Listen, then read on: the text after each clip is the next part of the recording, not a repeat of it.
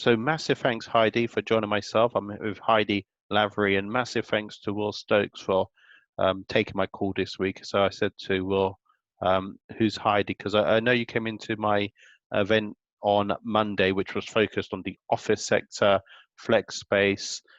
People give it different names. It's interesting to say the least. Heidi, before I rattle on a bit too much, do you want to just explain to the listeners out there a little bit about your background, how you connected with Will Stokes as well? And I know you're part of, I think, YEP, Yeah. which is based in Southampton, or is one of the places it's based as well. So if you can just explain a little bit about your background, that'd be great. Sure. So my name's Heidi Lavery. I am the business development director at Republic Space. We focus on landlord spaces. That can be anything from the common areas within a building, working with the likes of Aberdeen Standard Investment to upgrade their building to entice better occupants, right the way through to the serviced office environment, which Will Stokes is rolling out across the UK quite excitingly now. So I started in the construction industry. I think, how old was I? I was about 20. I'm 33 now. I was originally working for Lloyds Bank. And funnily enough, I was moaning in a lift about how they were taking my bonuses away from me, being very driven. And I was headhunted by the head of new business at a company called Glenigan. Now, Glenigan are construction leads, and what they do is they support the industry with all of the information that you need to know about a project, right from planning through to completion. And while at Glenigan, I launched something to the market called Movers, and that was focused on the office industry and office refurbishments and people moving. So a bit like CoStar Metropolis, they do exactly the same thing. Wait, just rewind there. You mentioned CoStar, who's interesting, which to the listeners out there, I've not managed to speak to anyone from CoStar. I've met people from Datcher, for example. Ollie Freeman, who was formerly from Datcher, I've had a conversation, and I think Datcher is similar to CoStar, but many people talk about CoStar. So if you just rewind just a few moments ago, so what product was similar to CoStar? Well, so they have the ability to provide you with the information on lease end dates.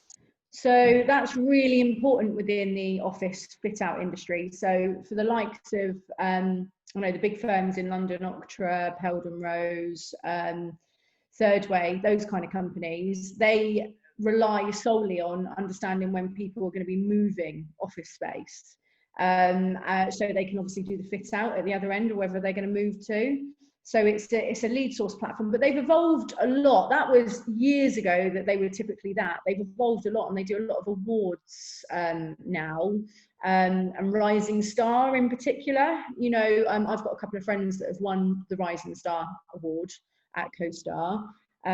So they've evolved massively from just a lead source company into more of a networking provider and a platform to raise entrepreneurs and individuals, to give them their own voice. So look, you've got quite a good relationship with Will Stokes. So Will Stokes is from an organisation which is called Coastspace. Will's spoken at a commercial summit, which I ran in March. He's spoken at a number of other events as well. And I know his uncle Mark Stokes quite well. Also, he's spoken at a number of events. So look, it's more about yourself than myself for today.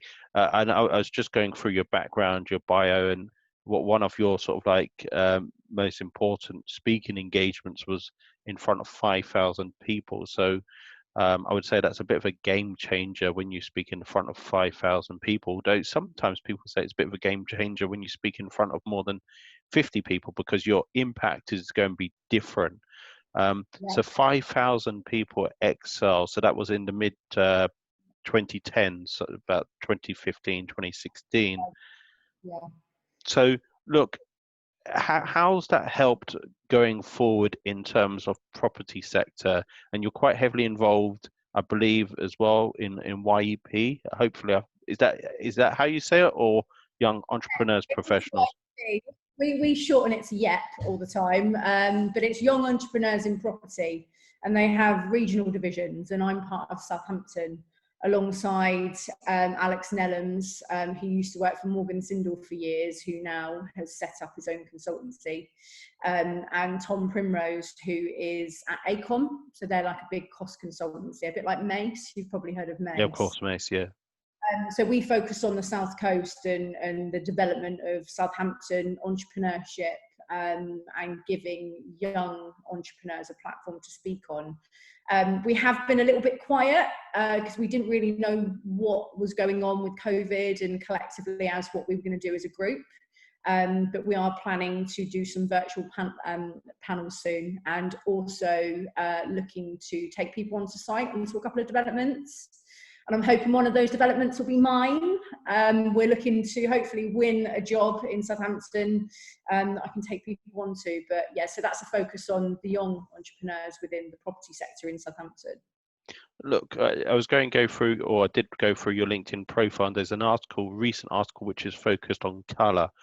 Some amazing pictures there, and I'm a huge fan of the co-working environment, although I've not been to my co-working space since March. I was one of the last to leave it. Haven't been one of the first to go back to it, to be fair. Yeah.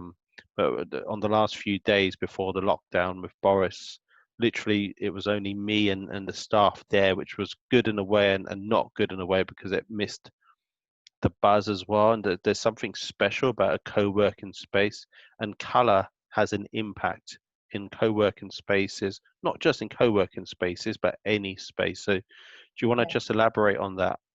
Yeah, absolutely. I mean, I've worked in fit out, commercial interior fit out for 6 years now.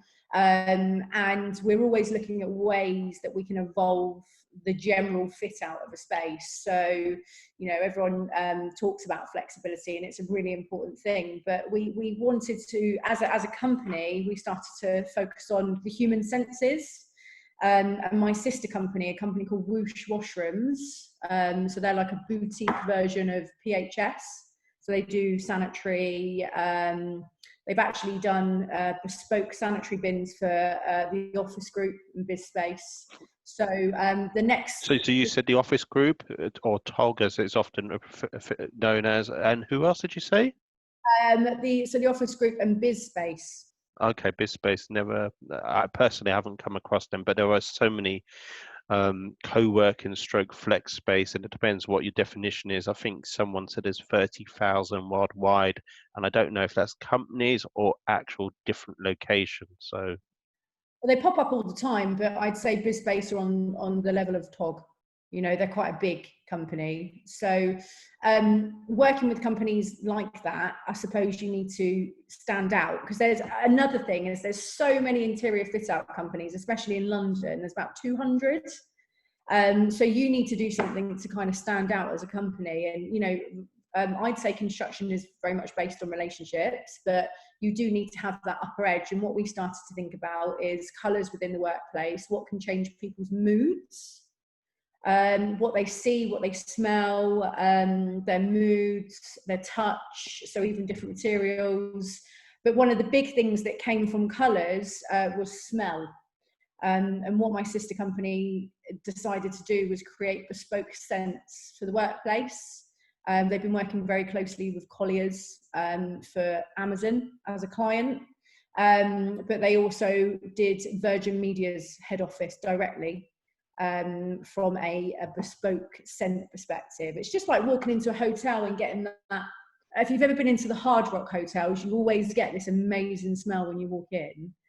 And then if you ever go into a spa, you always get that kind of that lavender smell. It's about how you feel and how that makes you feel. And that's really important within the workplace as well. To be the best version of myself, I need to be in that quirky, cool co-working environment. I need to be buzzing. I need to have a chat over with a coffee with another entrepreneur that's as passionate as I am, and natural light. You know, working from home has been really tough for me. yeah, not the only one. I'm not a fan of working from home whatsoever, for different reasons. It's not a conducive place by whatever spectrum. Just two final questions. So the questions are, what opportunities are you open to? And the second question is, how can people reach you? How can they find out more about yourself? So the first question, we focus primarily on serviced offices, flexible working environments, but we also work with the big landlords. So instead of your end user, so I wouldn't say I focus on the workspace from an end user perspective. I focus on the workspace as a whole. So what I will do is I will help landlords upgrade their building to get the best occupants to take space. So that's all of the common areas, the arrival experience, you know, walking into a building and going, wow, look at that timber cladding, or look at that timber lattice ceiling frame. You know, all of those things that create the wow as soon as you walk into a building. And the same for serviced offices. So it's serviced offices and the landlord's demise is what I focus on. And how can people connect with you? Is LinkedIn your best platform? Absolutely. You only need to ask Will and Alex what I'm like on LinkedIn. I actually taught LinkedIn to Glenigan back in however long ago, 8 years ago now, to a point where I actually held my own social media club. And this was when LinkedIn started to get really popular. And I remember doing my first presentation in Air Street in London to the big construction firms like Belfer BT, ISG, about how they can build relationships through LinkedIn. So Air Street in London is literally between Mayfair and also Soho. It's literally the small tiny street which is literally next to the famous Cafe Royal Hotel. I was just thinking of where Air Street was there for a minute. I haven't been on Air. It's very close to my co-working space and my gymnasium, so that's how I know where airspace is extremely well. So I've been past it. It's very close to Whole Foods. Yes. Oh, well, yeah, that's where I'd always get my lunch when I was there, because Glenigan at the time were part of a big company called Essential. And they've got 8 different brands and they're very big worldwide. So we would always do our presentation. So Heidi, we will add your details to the form of building relationships. I was going to say we lost signal there with you for a moment.